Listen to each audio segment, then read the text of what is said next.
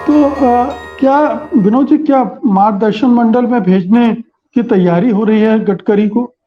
क्या ये सारे संकेत उस तरफ हैं और उनकी नाराजगी की वजह भी यही है गडकरी की कि धीरे धीरे हाशिए पर ले गए हैं और ये सीएजी की रिपोर्ट आने के बाद उनके कामकाज को भी प्रश्नों के घेरे में ला दिया गया। उनकी उनकी जो साफ छवि थी वो पूर्ति घोटाला को अगर हम छोड़ भी दें तो भी मैं एक साफ सुथरी छवि की बात करते हैं गडकरी के साथ।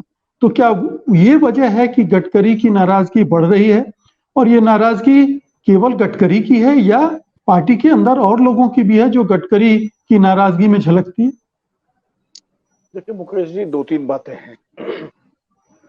ऐसा है कि सत्ता के शिखर पर सिर्फ इतनी जगह होती है कि वहां एक ही आदमी ठहर सकता है।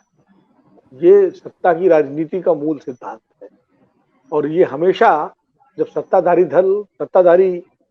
जो दल है वो जब व्यक्ति केंद्रित हो जाता है तो ये स्थिति लागू होती है और भारतीय जनता पार्टी उससे अछूती नहीं है। भारतीय जनता पार्टी जब अटल बिहारी वाजपेयी और लालकृष्ण आडवाणी के युग में थी तो उसमें भी शिखर नेता थे दोनों, ये मुरली मनोहर जोशी भी थे, लेकिन तमाम बड़े नेता थे उसमें, यशवंत सिन्हा, जसवंत सिंह, सुषमा स्वराज और भी आप कई नाम गिना सकते हैं, वेंकैया नायडू, जना कृष्णमूर्ति।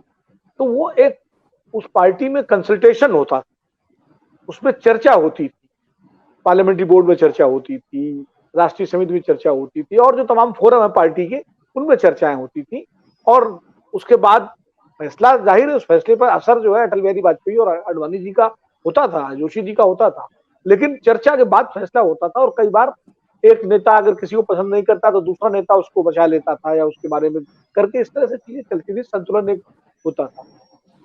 2014 के बाद भारतीय जनता पार्टी में जो गुणात्मक परिवर्तन आया उसमें सारी चीजें केंद्रित होती चली गई और वो व्यक्ति केंद्रित हो गई और एक तरह से आज की तारीख में मान लीजिए, मैंने एक टीवी प्रोग्राम में मुझसे किसी ने पूछा कि खड़गे जी असली अध्यक्ष हैं या रबर स्टाम्प हैं, तो मैंने प्रश्नकर्ता से पूछा कि नड्डा जी असली अध्यक्ष हैं रबर स्टाम्प, तो वो सकपका गए।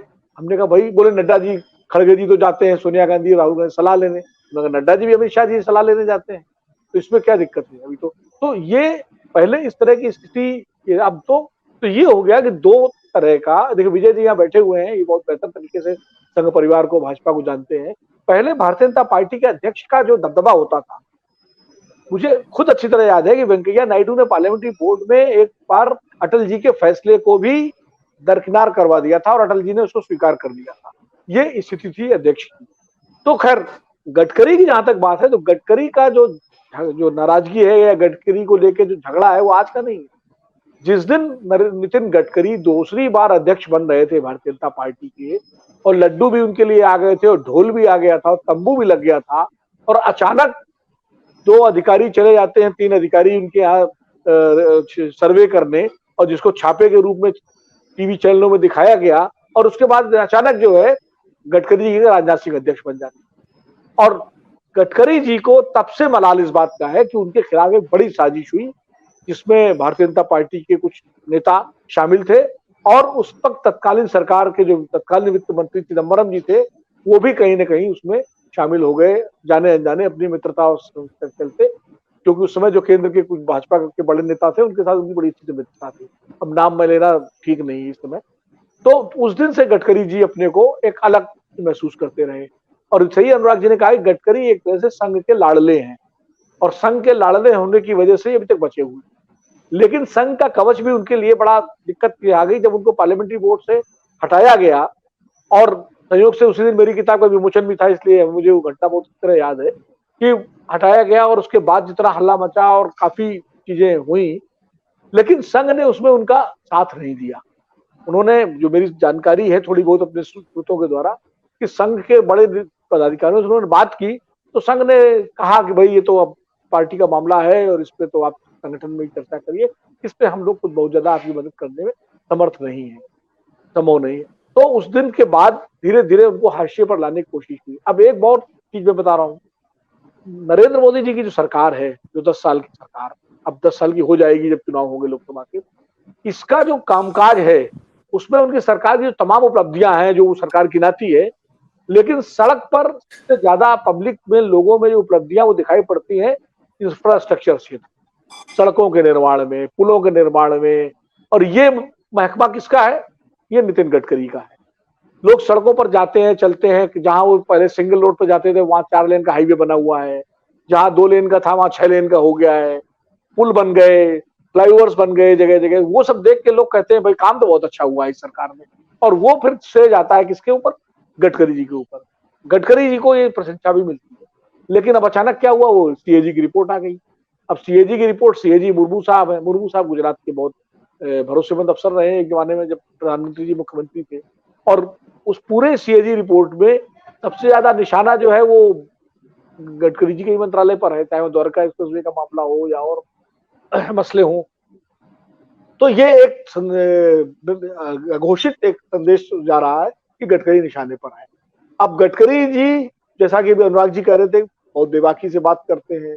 कई बार वो ऐसा बोल जाते हैं कि भारतीय जनता पार्टी के लिए मुश्किल हो जाती है। वो अपनी सरकार पर ही कुछ बोल जाते हैं, कभी कुछ। और कई बार नेहरू जी की तारीफ कर दी उन्होंने, कभी कांग्रेस के बारे में कुछ बहुत अच्छा बोल दिया। ये सब और भारतीय जनता पार्टी किसी नेता में क्षमता नहीं है।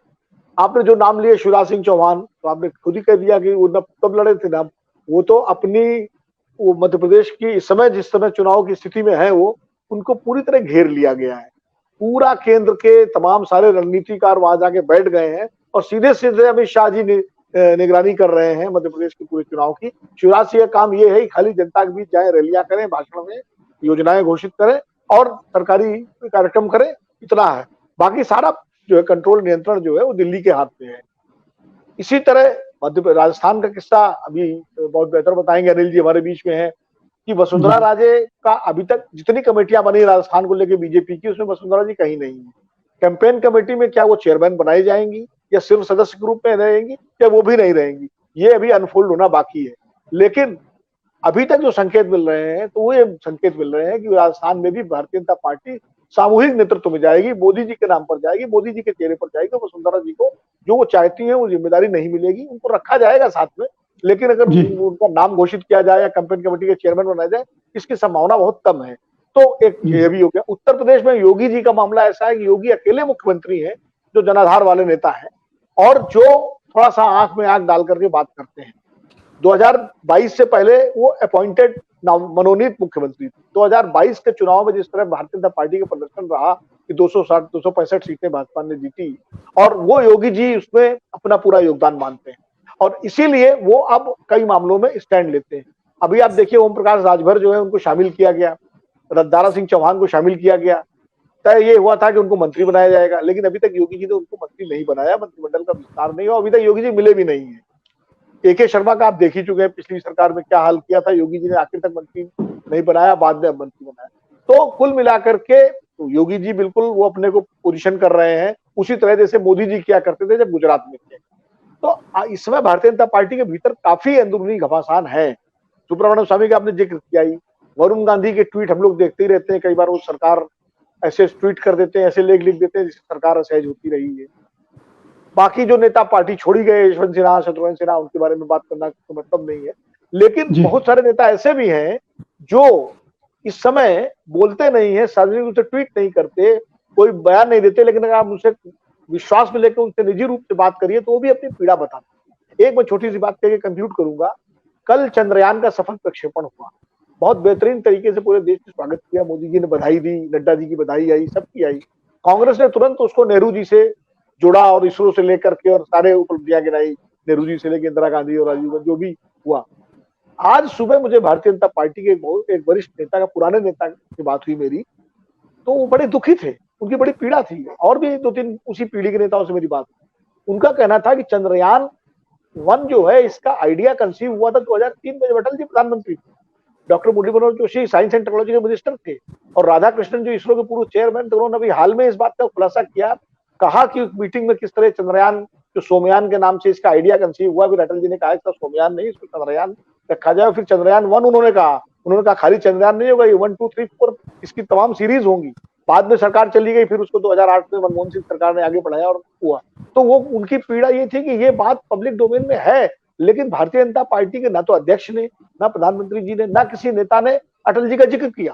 कांग्रेस तो नेहरू जी से लेकर के इंदिरा गांधी तक आ गई, राजीव गांधी तक आ गई, नरसिम्हा राव तक, मनमोहन सिंह तक आ गई, लेकिन भाजपा के किसी नेता ने न ट्वीट किया कि भाई अटल जी का भी योगदान इसमें रहा, अटल जी के साथ, तो ये पीड़ा भी बताती है कि पुराने लोग किस तरह से अपने को अनदेखा और उपेक्षित महसूस कर रहे हैं। तो कुल मिलाकर के भीतर भीतर काफी चीजें हैं भारतीय जनता पार्टी में, लेकिन चूंकि सत्ता है, सत्ता का आकर्षण है, चुंबक है, केंद्र है, प्रधानमंत्री जी के नाम पर वोट मिलता है, तो कोई बोलने की हिम्मत नहीं जुटा पा रहा। ये एक जी वो है आज का। बिल्कुल बाकी बिल्कुल।